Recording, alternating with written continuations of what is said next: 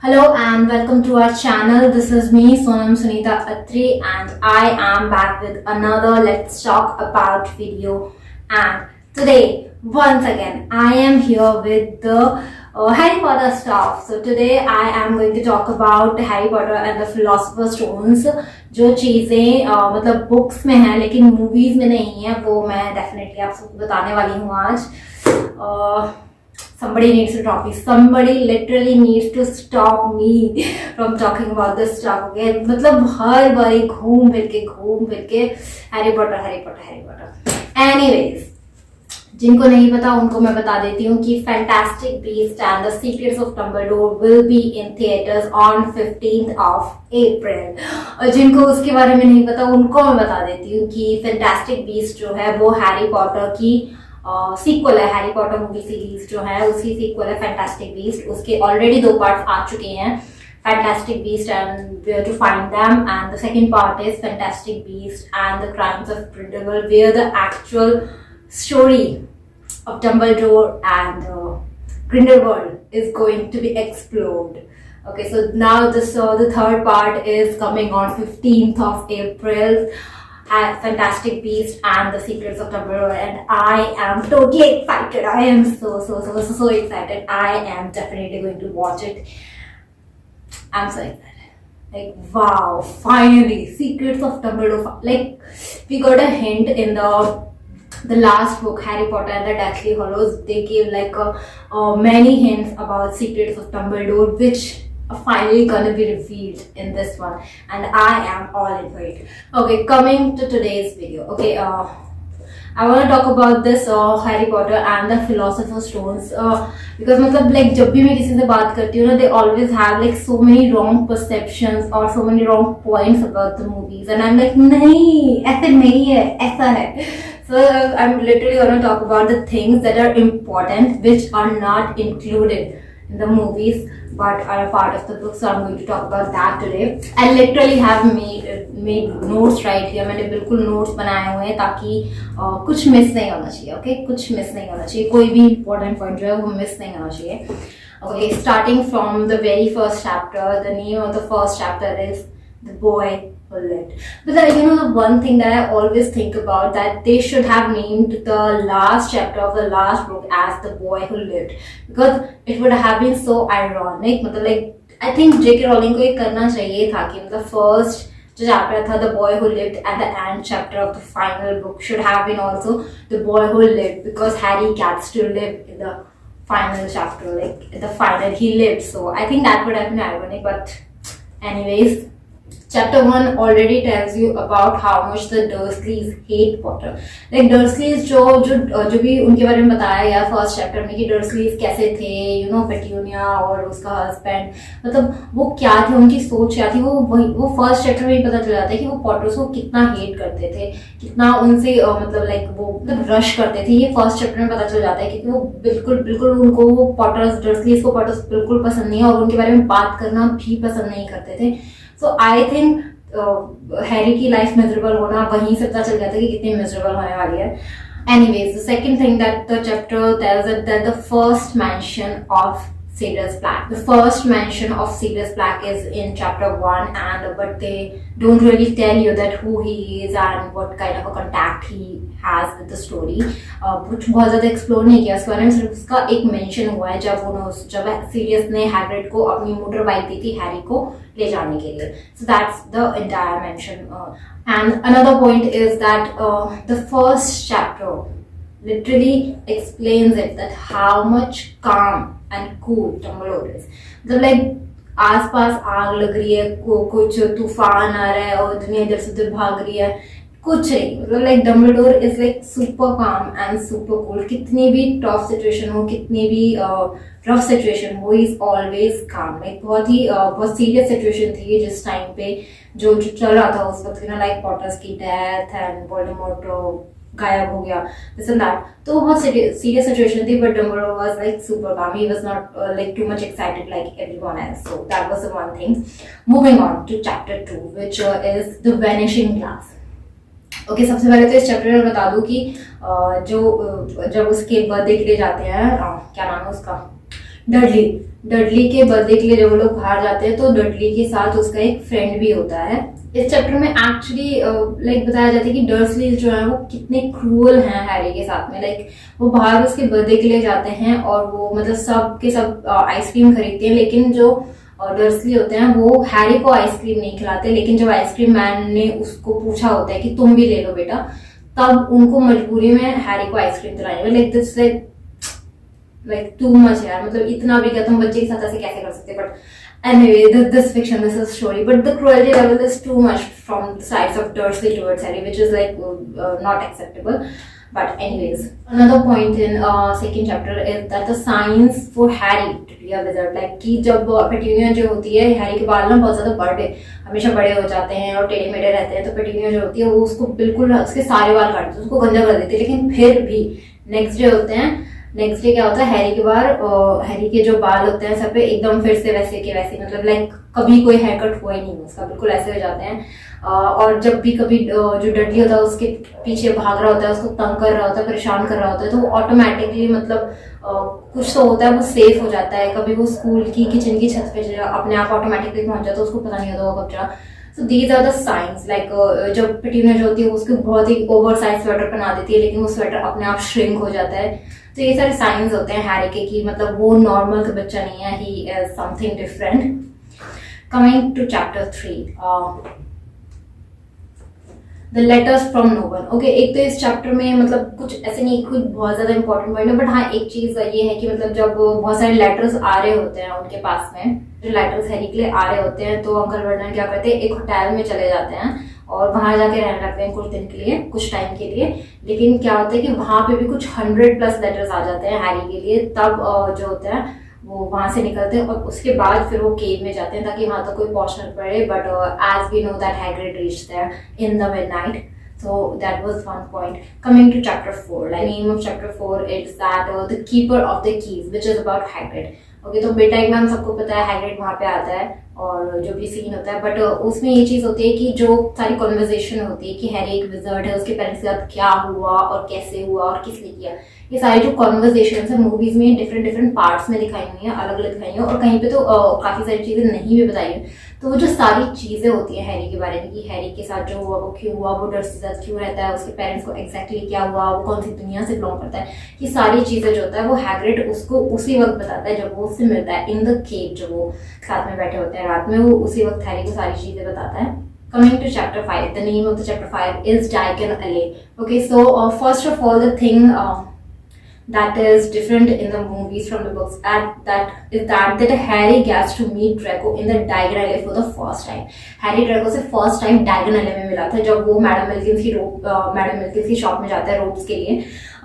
ड्रेको जो होता है वो ऑलरेडी वहां पे होता है और अपनी ड्रेस सेट करवा रहा होता है और हैरी उसके बिल्कुल साइड में खड़ा होता है, लेकिन ड्रेको आई थिंक उसको देखता नहीं है, पता नहीं क्या, या जो भी सीन है मतलब उसको नहीं पता होता कि ये हैरी पॉटर है। लाइक जब वो पब में एंटर करता है सब उसको पहचान लेते हैं दिस एंड दैट, तो ड्रेको उसको नहीं पहचानता, लेकिन उसके साथ बात कर रहा होता है, वो बूस्ट कर रहा होता है कि वो कितना अमीर है और मगल्स अलाउड नहीं होने चाहिए और जो बच्चे नॉन विजर्डिंग वर्ल्ड से हैं वो अलाउड नहीं होने चाहिए स्कूल में, एंड स्लिदरिन के बारे में बूस्ट करता है दिस एंड दैट। तो हैरी का वहीं से जो होता है ड्रेको के लिए टेस्ट खराब हो जाता है, and that's how the first conversation went. Apart from that another point मतलब जब वो सारी शॉपिंग कर रहे होते हैं सारे मटेरियल के लिए, तो हैरी क्या करने की कोशिश करता है, वो गोल्ड कलर बाय करने की कोशिश करता है, गोल्ड की कढ़ाई बाय करने की कोशिश करता है और अपने चश्मे का फ्रेम गोल्ड का बाय करने की कोशिश करता है। So no wonder he was like the youngest seeker in a century. उसको मतलब गोल्ड के लिए तो उसकी आंखें बिल्कुल गिद्ध की है ना, मतलब इतनी शार्प आईज है गोल्ड के लिए, तो उसको गोल्ड इतना पसंद है, तो no wonder he was the best seeker of his time. So that is one point in this. Coming to chapter 6, the journey from the platform 9 3/4. Okay, मतलब यहाँ पे क्या होता है, यहाँ पे हम जानते हैं कि वो कैसे प्लेटफॉर्म तक पहुंचता है, लेकिन यहाँ इसमें क्या है, ये इलेबोरेटेड सीन है बहुत ज्यादा कि जो पूरी वीजली फैमिली होती है except for Ron's father mister Weasley, उनके अलावा बाकी सारी फैमिली जो होती है वो हैरी से वहीं पे मिलती है। और सबसे पहले जो उसको पहचानते हैं हैरी को, वो फ्रेड एंड जॉर्ज होते हैं, जिनके साथ हैरी की फर्स्ट कॉन्वर्सेशन होती है जब वो अपना ट्रंक जो होता है वो ट्रेन के अंदर रख रहा होता है, तो उनको पता चलता है कि वो हैरी, और वो जाके अपनी मम्मी को बताते हैं, अपने दोनों भाइयों को बताते हैं। मॉली वीजली जो हम जानते हैं कि बहुत अच्छी है, वो लिटरली उन लोगों को मना कर देते हैं कि इस बारे में हैरी से कोई बात नहीं करेगा, क्योंकि लाइक वो समझ जाती है कि एक तो फर्स्ट डे है और मे बी उसे वो हमारी दुनिया के बारे में कुछ पता नहीं है, आई मीन विजर्डिंग वर्ल्ड के बारे में कुछ पता नहीं होगा, तो उनको स्ट्रिक्टली मना कर दिया कि उसके साथ कोई भी ऐसी कॉन्वर्सेशन ना की जाए. And I mean like literally Molly Weasley is the sweetest mother in the entire wizarding world. She is literally a sweetheart, and she understands people, and she knows what to say and what to not, and she's really had the most beautiful heart in the entire series.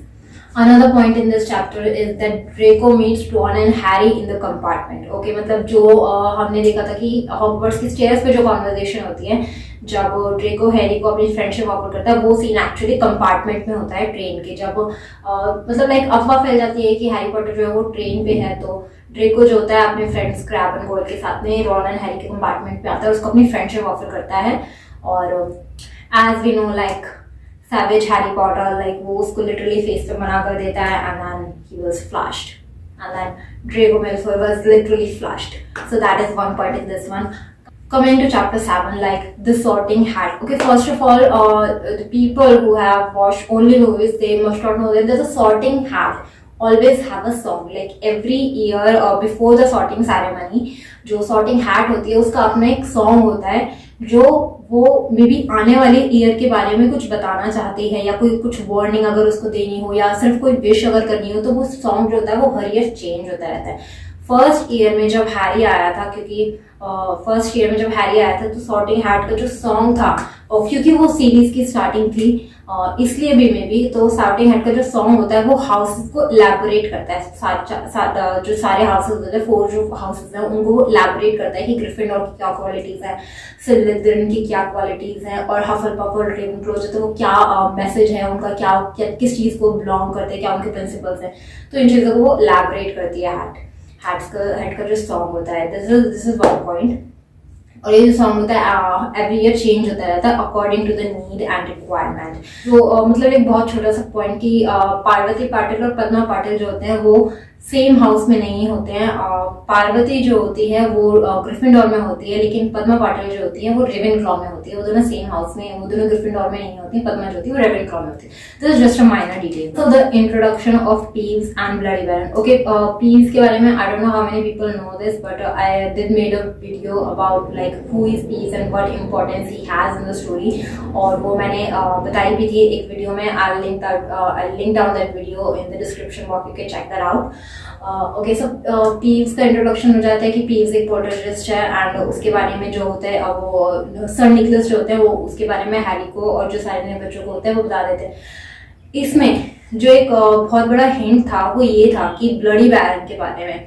Bloody बैरन के जो cloth होते हैं, of course he is a Slytherin ghost, लेकिन उसके जो cloth होते हैं उन पे ब्लड होता है, लाइक क्योंकि वो ग्रे हैं सारे, तो जो ब्लड होता है उनके क्लोथ में वो ग्रे दिखाई पड़ता है. तो ये एक क्वेश्चन आई थिंक हैरी या पता नहीं कोई तो पूछता है, सर निकलस को पूछते हैं कि उनके कपड़ों पे इतना खून कैसे, क्या है. लेकिन जो निकलस होते हैं वो सबको बताते हैं कि उन्होंने कभी किसी ने उनसे पूछा नहीं कि उनके क्लोथ्स पे इतना सारा ब्लड क्यों है. Which is a question that gets answered in the last book. जब हैरी जो होता है वो हॉर्क्रक्सेस को ढूंढ रहा होता है ना, और जो वो फाइनल हॉर्क्रक्स ढूंढ रहा होता है, तब उसको ये चीज पता चलती है कि मतलब लाइक उसको क्या मतलब लाइक जो भी जितने भी लोग बुक पढ़ रहे होते हैं सबको पता चलता है कि ब्लडी बैरन के जो कपड़ों पे जो खून है वो क्यों है, like what was the reason for that blood. I was literally shocked to know that. I am like oh my god. But anyways, जब मैं 7th बुक की एलैबोरेशन करूंगी तब बताऊंगी, अभी नहीं. Coming to chapter 8, the potion master. Okay, this is about Snape. Of course like Snape जो Harry की इंसल्ट करता है पूरी क्लास के सामने वो.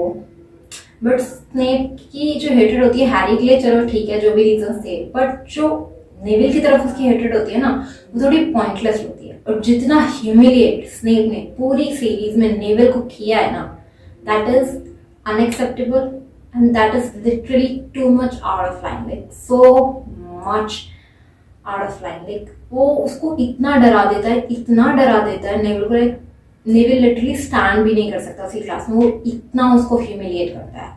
So that is one thing that only movie watchers have not been aware of, जो उनको नहीं पता है वो ये चीज़ है स्नेप के बारे में, क्योंकि स्नेप सबको ऐसा लगता है कि एंड मूवी में स्नेप ने बड़ा सेक्रीफाइस किया है, ये है वो है, बट चलो ठीक है, जैसे जिसकी सोच, अभी क्या ही कर सकते हैं।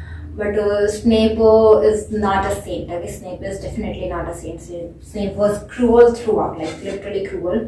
But anyways, another point in this one is that कि मतलब जो हर मंडे को जो होते हैं ना, वो owls आते हैं पूरे, उसमें सबके लिए उनके घर से पार्सल्स लेके आते हैं या जो भी होता है। लेकिन हैरी को पता है कि अब मेरे को तो कोई मतलब लेटर्स लिखने वाला है नहीं, तो वो एक्सपेक्ट नहीं कर रहा था। बट उसको फर्स्ट लेटर आता है उसके फर्स्ट वीक में फ्रॉम हैग्रिड। वो हैग्रिड जो होता है उनको हैरी को बोलता है कि फ्राइडे इवनिंग को मुझसे आके मिलो और अपने पूरे वीक के बारे में बताना, फर्स्ट वीक एट हॉगवर्ट्स, अपने उसके बारे में मुझे बताना।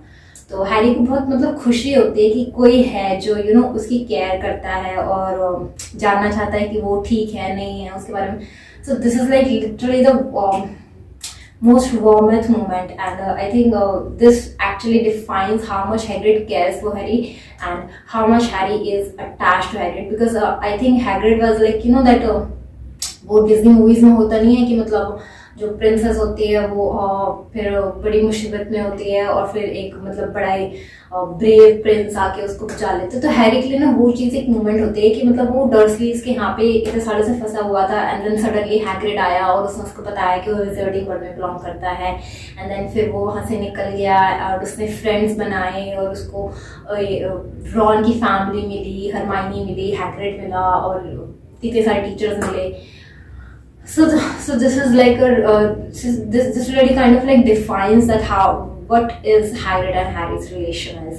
So that is like really warmest for me. Going to chapter 9, the Midnight Duel. Okay, मतलब यहाँ पे movies में दिखाते हैं कि जो ट्रायो था उन्होंने फ्लफी को कैसे वो उनको फ्लफी दिखा, कैसे वो फ्लफी तक पहुंचे, but that's not the मतलब जब वो होता है क्या होता है, हाँ, जब वो हैरी जो होता है नेविल की वो रिमेम्बर को बचाता है ना, उसके बाद में फिर लंच टाइमिंग पे ड्रेको जो होता है हैरी को टॉन्ट कर रहा होता है, तो उन दोनों के बीच में कुछ कॉन्वर्सेशन चल जाती है और फिर ड्रेको उसको ना चैलेंज करता है कि मिडनाइट डुएल करते हैं हम लोग और ट्रॉफी रूम में मुझे मिलो और हम दोनों विज़र्ड 1-on-1 विज़र्डिंग डुएल करेंगे। तो हैरी ऑफ कोर्स कॉन्फिडेंट वो कहता था हाँ ठीक है चलो करते हैं, but this was the plan of Draco. उसने हैरी को जो था वो सेट किया था, उसने फिल्च को बता दिया कि जो हैरी है वो आधी रात को ट्रॉफी रूम में आएगा तो उसको पकड़ लेना, और हैरी को ये चीज़ ऑफ कोर्स नहीं बताती। लेकिन क्या होता है कि जब ये तीनों जा रहे होते हैं ना, तीनों मतलब कैसे जा रहे होते हैं, आधी रात में रॉन और हैरी जा रहे होते हैं, हरमाइनी उनको रोकने की कोशिश में ग्रिफिंडोर रूम से बाहर आ जाती है, लेकिन वो बाहर से लॉक हो जाता है रूम और फैट लेडी जो होती है वो चली जाती है, तो वो अंदर वापस जा नहीं सकती, तो वो उनके साथ चलने लगती है। और उनको कॉरिडोर में जो होता है उनको नेविल मिलता है, तो नेविल के पास भी कोई ऑप्शन होता नहीं है तो वो भी उनके साथ चला देता है। लेकिन जब फिल्च वहां पे आने वाला होता है तो उन चारों को पता चल जाती है और फिर वहां से भागते हैं, लेकिन वो भागते भागते फिर वो 3rd फ्लोर के कॉरिडोर में पहुंच जाते हैं, तब उनको फ्लफी दिखता है। तो इस सारी सिचुएशन में ना नेविल भी उनके साथ था और उसको भी फ्लफी के बारे में पता था, लेकिन नेविल थोड़ा अपने काम से काम रखना पसंद करता है, तो उसने इस पूरी सिचुएशन में ज्यादा टांग अड़ाने की कोशिश नहीं करी। एक और चीज जो इसमें थी कि हैरी को जो सीक्रेट बनाया गया था वो पूरे स्कूल से एक सीक्रेट रखा गया था, किसी को बताया नहीं था। हैरी ने ज्यादा मतलब सिर्फ टीम को पता था और हरमाइनी और रॉन को पता था, ज्यादा किसी को नहीं पता था। बट आई मीन जब मैच शुरू होने वाला था उससे पहले ऑलमोस्ट सबको पता चल गया था कि हैरी जो है वो नया सीकर है ग्रिफिंडोर का, बट जनरली एक ही सीक्रेट था, उन्होंने किसी को ज्यादा बताया नहीं था। They wanted to give a surprise और समथिंग। और coming to chapter 12, mirror of Erised. Okay, जो मिरर ऑफ इरासिड होता है उसमें मूवी हम देखते हैं कि हैरी को सिर्फ उसके मम्मी और पापा देखते हैं, बट एक्चुअली में क्योंकि उसको उसकी फैमिली के बारे में कुछ नहीं पता था, तो हैरी को सिर्फ अपने मम्मी पापा नहीं दिखते, उसको अपनी पूरी फैमिली दिखती है, उसके ग्रैंड पेरेंट्स, उसके कजन्स और उसके आंटी अंकल, मतलब उसको एक पूरी प्रॉपर जॉइंट फैमिली दिखाई पड़ती है उसमें। और मतलब जितना डिप्रेसिंग मूवी में उस चीज़ को देखना है कि उसको अपने पेरेंट्स दिखे, उससे ज़्यादा डिप्रेसिंग उस चीज़ को बुक में पढ़ना है कि उसको अपनी पूरी फैमिली दिखी, उसको एक फैमिली चाहिए थी। लाइक उस मिरर का पर्पस ये होता है, मिरर ऑफ इरासिड का पर्पस ये होता है कि वो इंसान को वो चीज़ दिखाता है वो जो सबसे ज़्यादा चाहता है, जो उसकी दिल की सबसे गहरी ख्वाहिश है, जो वो किसी को इलाबोरेट भी नहीं कर सकता। और हैरी की सबसे डीपेस्ट जो डिज़ायर है वो यही है कि उसको एक फैमिली चाहिए, एक लविंग फैमिली जो उसको नहीं ही मिली, जो उसके पास नहीं है, और वो उसको उस मिरर में दिखती है, which is like the cry moment. Like उसको पढ़ने की ऐसे ना, ऐसे बुक को पढ़ने के बाद ना ऐसे 2 मिनट के लिए रख दो, लेट मी क्राई, ओके, थोड़ा खुद को कंट्रोल कर लो। तो वो बहुत ही ज्यादा हार्ट वार्मिंग मोमेंट होता है। Coming to chapter 13, Nicolas Flamel. Okay, हाँ, इस चैप्टर में क्या होता है कि जो हैरी का जो फर्स्ट मैच होता है ना, उसके बाद एक और मैच होता है, मतलब like first I mean of course एक ही मैच नहीं होता है पूरे ईयर में, 2-3 मैचेस होते हैं, तब जाके किसी को वो ट्रॉफी मिलती है क्विडिच की। तो इनका सेकंड मैच होता है ग्रिफिंडोर का हफलपफ के साथ में। तो इस मैच में क्या होता है, क्योंकि फर्स्ट मैच में हैरी पे अटैक हुआ था, वो मतलब क्योंकि वो झाड़ू से गिरने वाला था ना, तो इस मैच में क्या करता है, हरमाइनी और रॉन दोनों एक दूसरे को मतलब दोनों आपस में प्रिपेयर कर लेते हैं कि अगर स्नेप ने कोई भी गड़बड़ करी तो जो हम उसको कर्स कर देंगे। वो दोनों सारे वो मैजिकल वर्ड्स वो याद करके आए थे। और इस मैच में क्या होता है, स्नेप जो होता है वो रेफरी बना होता है, वो रेफरिंग कर रहा होता है। तो हैरी और मतलब वो लोग इतना डर जाता है ना, क्योंकि मतलब लाइक कि उनको तो यही होता है ना कि स्नेप ने अटैक किया था हैरी को। तो वो एक तो वो दोनों बिल्कुल वो मैजिकल वर्ड्स बिल्कुल स्पेल तैयार करके बैठे थे कि जैसे ये कुछ करेगा हम इसको कर्स कर देंगे। और हैरी मतलब इतना डरा हुआ होता है ना, उसको एक तो रॉन और हरमाइनी उसको ऐसे ऐसे आइडिया देते हैं ना कि खेलो मत, और ये ऐसे कहते तुम्हारा पैर टूट गया, तो रॉन कहता है कि सच में अपना पैर तोड़ लो।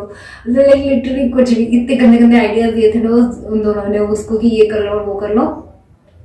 बट फिर ऑफ कोर्स हैरी पीछे ऐसे नहीं हट सकता था, क्योंकि उनके पास ग्रिफिंडोर टीम के पास कोई बैकअप नहीं था एज अ सीकर। तो हैरी को खेले मतलब वो बेचारा इतना डरा हुआ था ना, उसने किसी चीज के लिए कोई वेट नहीं किया। With in minutes, like with in 5 minutes उसने जो स्नेच थी वो पकड़ ली और गेम खत्म कर दिया। और इतनी हंसी आती थी इस बात पे, जब भी जितनी मारना पड़ती है, लाइक सो फनी। तो बेचारे यार बच्चे की हालत सोचो, मतलब क्या रेपुटेशन थी स्नेप की, उसने लाइक बंदे ने 5 मिनट से ज्यादा लगाए नहीं, फटाफट स्नेच पकड़ के चलो घर चलो। बट सेकंड मैच में जो होते हैं डम्बलडोर भी वहां पे होते हैं, क्योंकि उनको पता, ऑफ कोर्स उनको पता है कि हैरी पर अटैक हुआ था। बट ठीक है, और डम्बलडोर को जो डाउट होता है क्विरल पे कि मतलब क्विरल शायद जो है कुछ गड़बड़ वहां पर डम्बलडोर के बाद, इसलिए वो सेकंड मैच में आते हैं। Another point about this chapter is कि जो कॉन्वर्जेशन मूवीज में दिखाते हैं कि जब हैरी मिरर ऑफ एरर से ढूंढता है, उससे पहले जो स्नेप और क्विरल को वो देखता है ना कॉरिडोर में कि स्नेप जो होता है वो धमकी दे रहा था क्विरल को, वो सेम कॉन्वर्जेशन वो इस हफलपफ और ग्रिफिंडोर के मैच के बाद होती है फॉरबिडन फॉरेस्ट में। हैरी जो होता है वो स्नेप को फॉरेस्ट की तरफ जाते हुए देख लेता है, तो वो उसका पीछा करता है, और फिर उस टाइम तो वो देखता है कि स्नेप जो होता है वो क्विरल को डरा रहा होता है। बट क्योंकि वर्डिंग्स की वजह से ना मिसकंसेप्शन हो जाती है, तो ऑफ कोर्स हैरी को यही लगता है कि वो क्विरल को डराने की कोशिश कर रहा है और पूछना चाहता है कि मतलब फिलोसोफर्स स्टोन तक कैसे पहुंचा जाए। So that was a misconception जो कि फॉरबिडन फॉरेस्ट में होती है। Coming to chapter 14, Norbert the Norwegian Ridgeback. Okay, this whole chapter is about the dragon जो हैग्रिड ने अपनी हट में रखा हुआ था। तो इसमें एक्चुअली क्या होता है कि वो कोई डम्बलडोर, उसमें बताते हैं मूवी में कि डम्बलडोर ने नॉर्बर्ट को रोमानिया भेज दिया है, बट ऐसा कुछ नहीं होता है, किसी को नहीं पता होता ड्रैगन के बारे में, क्योंकि ऑफ कोर्स हैरी, हरमाइनी और रॉन को ऐसा लगता है कि दुनिया की सारी प्रॉब्लम जो है वो हमारे कंधों पे है, हम ही रिस्पॉन्सिबल है, हमारे अलावा कोई और कुछ नहीं कर सकता।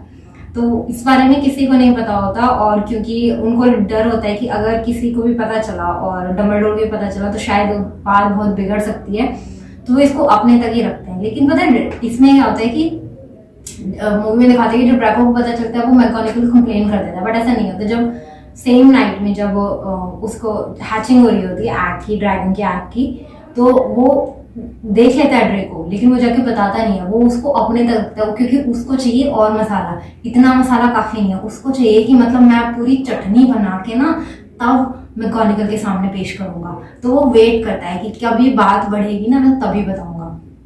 और यहाँ पे जो ट्रायो होता है वो फिर प्लान बनाता है कि मतलब कैसे नॉर्बर्ट को हॉगवर्ट्स से बाहर निकाला जाए। तो फिर ये हैरी का आइडिया होता है कि वो चार्ली को बताएं कि ऐसे ऐसे हमारे पास एक ड्रैगन है और कुछ करके कुछ तो करके और इसको ले जाओ।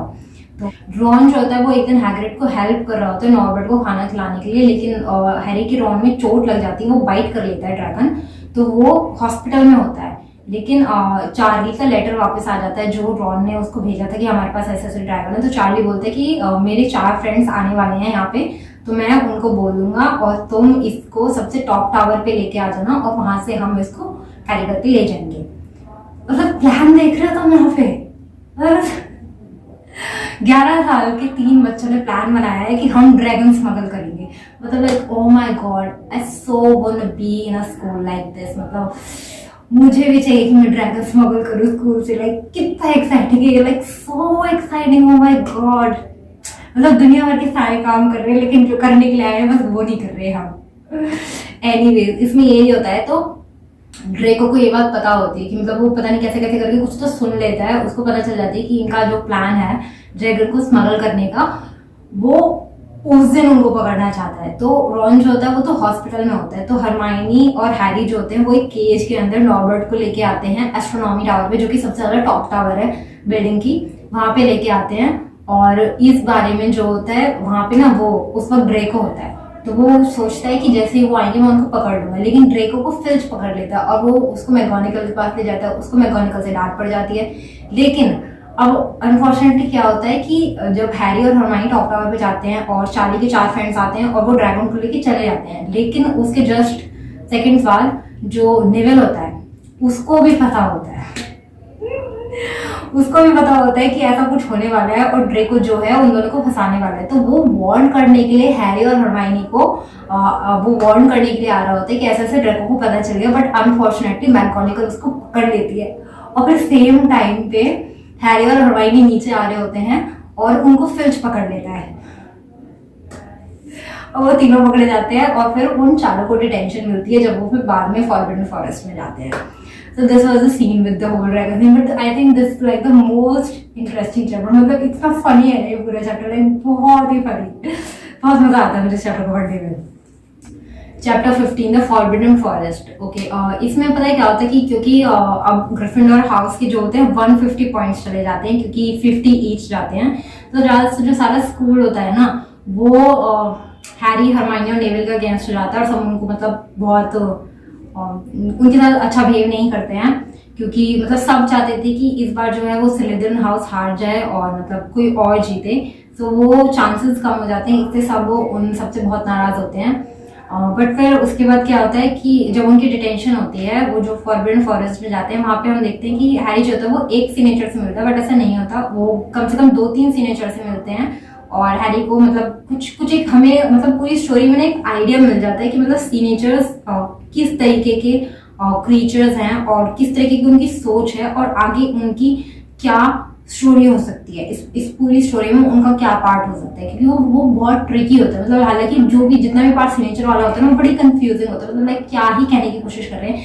लेकिन जो भी उन्होंने उस वक्त मतलब जो सिग्नेचर की कॉन्वर्जेशन होती है, जो सिग्नेचर ने चीजें कही थी हैरी से रिलेटेड और किसी भी चीज से रिलेटेड, वो सारी जो होती हैं वो बाद में लास्ट चैप्टर में ना मतलब काफी क्लियर होने लगती है। जो लास्ट बुक होती है ना, जो सारा फॉरबिडन फॉरेस्ट वाला सीन होता है, वहां पे वो सारी चीजें क्लियर होने लग जाती हैं कि जो उन्होंने कहा था वो क्यों कहा था और उसकी क्या इंपॉर्टेंस थी। So I think this is like literally brilliant कि लाइक फर्स्ट बुक में जो चीजें हैं वो फाइनल बुक में एक्चुअली एक्सप्लेन हो रही है। So I think this is very interesting. Chapter 16 through the trap door. अब इस चैप्टर में क्या होता है, अब उनको सब कुछ पता चल चुका है, फाइनली वो जाने वाले हैं फिलोसोफर स्टोन को बचाने के लिए। हैरी इसमें पता है क्या होता है, वो हार्प नहीं बज रही होती है, वो हार्प वहां पे खड़ी होती है, तो उनको पता होता है कि किसी ने तो उससे मैजिक करके और अंदर चले गए हैं। हैरी जो होता है वो एक फ्लूट यूज करता है जो क्रिसमस गिफ्ट थी हैग्रिड की। हैग्रिड ने मतलब लाइक ये कितना कनेक्टेड है, क्योंकि हैग्रिड को पता था कि हैरी फ्लफी के बारे में जानता है, इसलिए और उसने उसको एक फ्लूट दी, एक म्यूजिक इंस्ट्रूमेंट जिससे वो फ्लफी को कंट्रोल कर सकता है। लाइक मतलब ये तो बहुत लाइक ऑब्वियस सा हो गया था ये तो फिर तो, कि उसने उसको एक फ्लूट दी जो उसने फ्लफी पे यूज करी। But the most heart warming moment in this chapter was for me कि हैरी बोलता है कि मैं अकेला जाऊंगा। जब ये कॉन्वर्सेशन, जब वो लोग डिस्कस कर रहे होते हैं ना कि आज रात को हम जाने वाले हैं ट्रैपडोर के पार में और फिलोसोफर स्टोन को बचाने के लिए, तो हैरी कहता है कि मैं जाऊंगा, दिस इज माई हेडेक और ये मेरी ट्रबल है तो मैं देख लूंगा। लेकिन like the way Hermione and Ron stands with him, वो लाइक इतने स्ट्रिक्ट और स्ट्रेट वर्ड्स में बोलते हैं ना हैरी को कि you are not in this alone, we all are in this all together. मतलब लाइक उनको बिल्कुल कॉन्फिडेंटली उन्होंने बोला कि हम भी जाएंगे, इसमें कोई डाउट नहीं थी, कोई हेजिटेशन नहीं थी इस चीज में, बिल्कुल क्लियर थे वो अपने वर्ड्स पे। And like it's so in real world it's so rare to have friends like that, कि मतलब लाइक बिल्कुल जिनको कोई हेजिटेशन ना हो, बिल्कुल स्ट्रेट और क्लियर वर्ड्स में वो आपके साथ खड़े रहें, आपके सपोर्ट करें। It's really rare, like really rare. And I think this literally wins my heart, क्योंकि उनकी फ्रेंडशिप को ऐसा नहीं था कि मतलब कोई बहुत लंबा टाइम हो गया तो बहुत साल से फ्रेंड्स है वो, तो लाइक वो कुछ सिर्फ लाइक कुछ मंथ्स पहले मिले हैं, लाइक 9 to 10 मंथ्स पहले ही वो लोग मिले हैं। और हरमाइनी से तो उनकी फ्रेंडशिप काफी बाद में हुई थी। So I think this is like literally so heart warming for me. Friends हो तो ऐसे हो, वरना तो क्या ही फायदा। But anyways moving on, chapter 17 the man with two faces. में इस चैप्टर में मतलब ऐसा कुछ बहुत ज्यादा कुछ डिफरेंट नहीं है जो शायद पता होना चाहिए कि भाई ये तो बुक्स में है और मूवीज में नहीं है, ऐसा कुछ डिफरेंट नहीं है।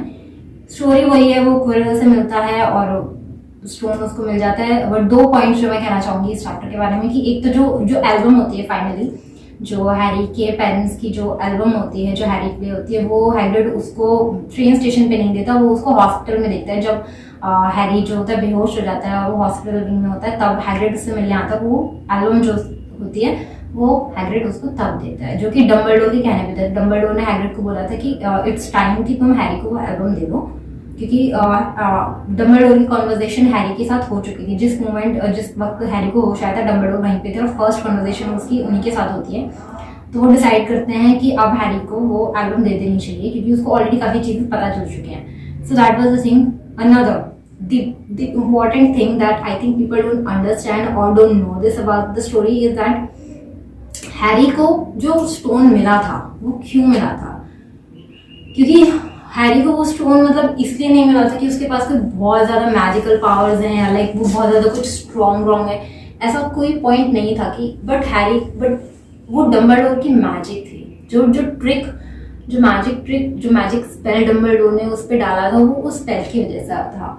उसका पर्पस ये था कि हैरी को वो स्टोन इसलिए मिला क्योंकि वो स्टोन ढूंढना चाहता था, उसको यूज नहीं करना चाहता था। And that was the simplest magic, कि Harry had the pure intentions. उसको अपने व्यूज बिल्कुल क्लियर थे, उसको वो बचाना था, सिर्फ अपने लिए नहीं बल्कि सबके लिए, ताकि वो जो स्टोन है गलत हाथों में ना जाए और वो वोल्डेमॉर्ट तक ना पहुंचे, और मतलब वो जो केओस जो पहले था वो दोबारा क्रिएट ना हो। तो वो जो सेल्फलेसनेस थी हैरी की, जो नॉन सेल्फिश नेचर है उसका, जो उसकी प्योरिटी है हार्ट की, that was the reason he got the stone.